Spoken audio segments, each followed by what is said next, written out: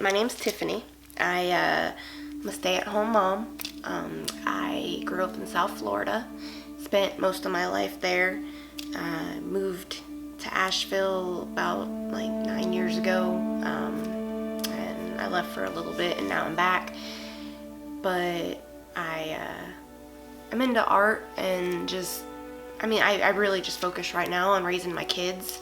I got a 10-year-old boy and a 2-year-old little girl. She has Down syndrome and heart issues, so that's kind of a full-time job in its own. Just trying to find myself again, find my purpose, and hopefully just help others along the way, sharing my story and volunteering in the community. His name was Jeremy. When he passed, he was 32 years old, and he had 2 children. He didn't really see them very often because of the issues that he was having, but he left behind 2 kids that were pretty young, and he was really into tattooing. He was an amazing drummer, amazing artist, and he had a lot of demons that he was fighting, a lot of trauma in his life. His mother was an addict. He was surrounded by just negative, toxic energy, toxic people, and nobody really tried to help him. Before we got together, he spent 5 months in 5 different mental institutions. He was in abusive relationships, and no matter what he was going through, he would try to help everyone around him. When I had met him, I was living on someone's couch, and the week that I met him, I got seriously injured at my job. A metal cart had fallen on my head, and I wasn't able to drive. I wasn't able to hardly bathe myself. Just basic things I couldn't do, and he did all that for me, everything. And he didn't even really know me. He paid for my medications. He let me stay with him, and he was just going through so much, but he was giving so much, and he had just a beautiful soul. And I just didn't know how bad his situation was. He was a really bad cutter. Every time he would cut, I would try to call mobile crisis, and he would run away. He ended up crashing 2 different vehicles because he was taking pills and driving, and he was getting help for his mental health, but they weren't forcing the counseling sessions. It was just, here's some meds, we'll see you next month. They were giving him a lot of sedative type stuff, Klonopin, Seroquel, Clonidine. Then he was getting pain management on top of that, and he was buying pills off the street. A couple days before he passed, we had gotten into a small argument about him buying pills and mixing them with what medications the doctors were giving him. And he had just cut himself really bad, his face, his arm, to the point he needed stitches. And for, I'd say, the 72 hours before he passed, it was like he was just going through the motions, he wasn't there, the lights were off. And we all saw it. Everyone saw it. And I knew something was going to happen, but I didn't think it was going to be that he was going to pass. I didn't think it was going to get to that. And I was trying to get him help. And the night that I found him, I had went to sleep on the couch across from where he was. And I woke up to do paperwork, and I was like, I'll just let him sleep for a little bit.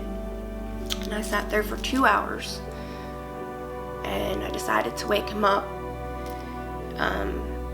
just to talk to him. I just wanted to, try to explain to him that I really wanted to get him help, and I was willing to do whatever we had to do to get him help. He was gone.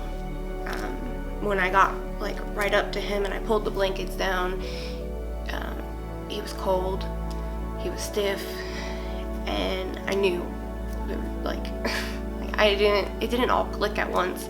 I just, like, I called 911, I called our neighbors, and we tried doing, like, mouth to mouth. They worked on him, and they told me that he had been gone for about 6 hours. So it wasn't just the fact that I found him, it was, I sat there for 2 hours staring at him, and I didn't even know. I had no idea. And they said that he had taken a lot of different pills. Like, it wasn't just like a bunch of pain meds. He took his regular, like, Seroquel, Clonidine, the Klonopin.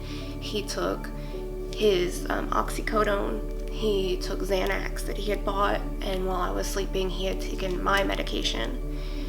And I don't know if he knew what he was doing, if he was just taking them to, like, get rid of the pain. I don't know if he was trying to purposely kill himself, or if he just got too messed up and he kept taking them. Like, these are answers I'll never get. And I think what hurts me the most, and why I blame myself, is I feel like, did I say something that pushed him over, like, the edge? Like, was I too hard on him? Did I try too hard? Like, what could I have done? And I tried everything, and nobody else wanted to help. Like, his mom was a really bad addict at the time. He wasn't really talking too much to his family. Everyone knew that he had a problem, but everyone was either contributing to it or ignoring it. And his mom's friends were stealing his money. They were breaking into our house all the time. They went as far as, like, taking the electric meter off the house when he passed away. And for 2 weeks I sat inside, freezing, and no TV, no nothing, and I just cried. And I knew that I couldn't stay there because they kept, like, just breaking in and, like, tormenting me. And I stood outside about 2 weeks after he died with a knife to my wrists, and because I had no phone. They had taken everything. They took my eyeglasses, and I was screaming for somebody to call my dad because I didn't know what to do. And I ended up going to Florida, and when I got there, I believe it was just a couple days later, I drove my car through an apartment building and ended up in a mental institution. And I was so lost. I couldn't deal with what happened, and it wasn't all making sense. Like, I just didn't know, like, what to do. It was so traumatic. Like, I didn't know why. I didn't know if I did something. I blamed myself for so long, and I still do. I try not to, but I still do. So these are pictures that were taken probably about 6 months before he passed away. We were just doing amazing at the time. We were planning our wedding and everything, and you would have never even thought, just a few months later, that he would be gone. All I have left really is our engagement rings. I have his and mine, and I have his ashes. And that's it. It's sad. I haven't even gone to where his ashes were placed. I don't know if I'm just scared. I don't know if I'm ready. But I carry this around, and it reminds me that there's some very big consequences to our actions and to our decisions that we make in life. And no matter how hard things get, I remember what it felt like to go through that, and I don't want my children to have to bury me. I don't want my children to have to think about why weren't they good enough for me to just be clean. And I've been clean a little bit over 3 years, and I'll never go back down that road again, because every time I realize I'm having an issue, I will ask for help. Just like there is help, not enough help, especially when you don't have insurance, you are homeless, you're dealing with people judging you all the time, and that's the one thing that happens with addicts is everyone wants to judge. Like, oh, well, you made the choice, you have to live with it. Oh, they're just a junkie. They don't, deserve Narcan, or all the negative things that you hear. But addicts are people. They're sons and daughters and mothers, wives, husbands. Addiction doesn't just hit one group of people. It will hit anyone. It'll hit doctors and lawyers, the richest person, the poorest person. It doesn't discriminate. And people that are addicted to drugs are so broken, and usually they, you feel like there's nothing else left, like nobody cares. And sometimes just a little bit of compassion, a little bit of empathy can go a very long way and can make the difference between someone killing themselves, someone overdosing, or someone deciding to get help. And while you can't force someone to get help, just being there for support and letting them know that you're there and that it's gonna be okay, it can make a difference. I look back and I'm so grateful that I'm still here. Like, I could have been in jail, I could be dead, so many bad things. I could have gotten AIDS. I mean, I can't even think about how I was feeling then. I've never felt that bad in my entire life. It was a really traumatic situation that I went through. Finding him, I couldn't imagine what other people go through. The same thing, finding somebody that you love, parents finding their kids. It's hard. It's been 4 years. I'm engaged. I have a daughter, and I've moved on, but I feel like I don't deserve this life. His family has to mourn his loss. His kids have to grow up without a father, and I'm here living my best life. I just feel like I don't deserve it, and I know that I deserve it, but I still feel like I don't. And it's tough. It really is. I'm still in counseling. I mean, I probably will be for the rest of my life. I think about it all the time. I just wish that there was something else I could have done. I spent the past couple years just feeling like there wasn't anything else for me. This was it. And now I'm no, it's not true.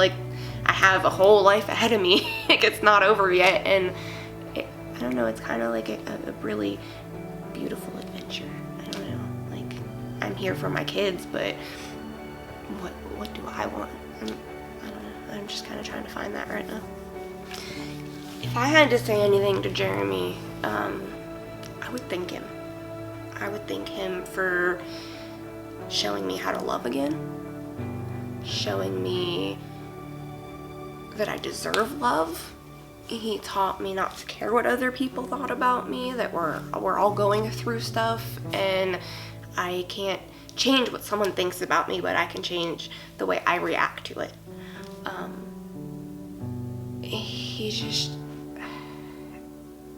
He changed me. I got out of a really bad marriage, and I've never been treated good by somebody the way he treated me. He just showed me what a real relationship should be like, despite all the bad stuff, his mental health issues, the addiction and all that. Despite all that, he was such an amazing person, and he had so much to give. And I think that if he was able to say something, I think he would say to get help. I honestly think that if he would have known what was gonna happen, I think he would have tried to get help. I just think that it was all the circumstances surrounding that time of everything that he was going through, between not being able to see his kids and the issues with his mom and the issues with everybody else. I think it was just a lot on him, and he just didn't know. I think if he would have just kind of removed himself from the situation and worried only about him, I think he'd be here today. I truly believe that he would be here today, and we'd probably be married. I mean, you know, I'm happy with my life now, but I'm not happy with what it took for me to get to where I am today.